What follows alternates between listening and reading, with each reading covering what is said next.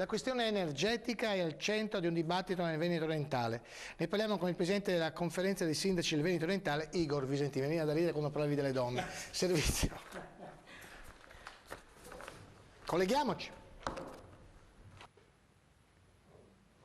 Grazie della linea, abbiamo invitato Igor Visentini, presidente della conferenza dei sindaci del Veneto orientale. Parliamo dunque delle ultime decisioni prese in materia di conferenza. Tanti punti all'ordine del giorno, sindaco.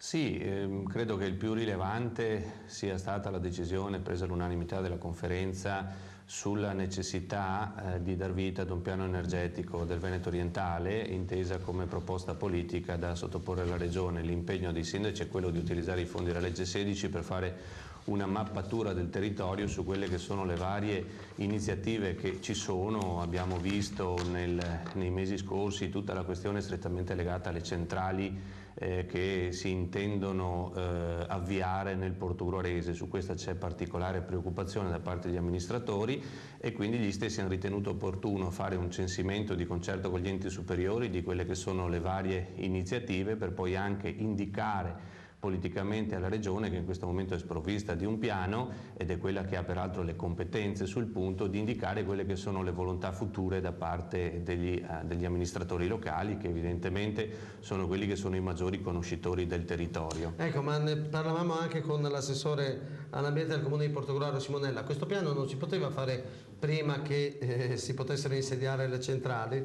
Lei ha ragione, perché il piano sarebbe stato necessario prima, in quanto i comuni non si sarebbero trovati determinate scelte calate dall'alto, però si fa di necessità virtù. Questo è un problema che ha origini lontane e lo abbiamo portato all'attenzione della conferenza oggi, e mi sembra che la reazione comunque sia quella di voler scriminare correttamente le iniziative in essere da quelle future, in modo tale da poter comunque dare le volontà politiche dell'area.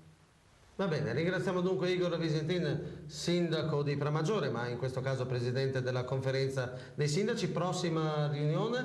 La prossima riunione sarà verso la metà di giugno. Perfetto, ringraziamo dunque Visentini lì nello studio.